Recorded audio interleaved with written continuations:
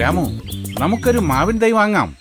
സ്വന്തമായൊരു മാവുണ്ടെങ്കിൽ അതിലെ മാങ്ങകൾ മുഴുവൻ നമുക്ക് തന്നെ തിന്നാമല്ലോ. ആ, അതൊരു നല്ല ഐഡിയ ആണല്ലോ.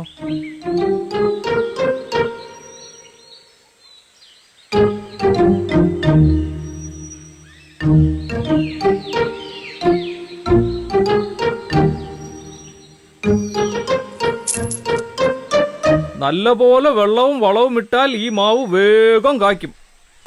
ആ ശരി ചേട്ടാ.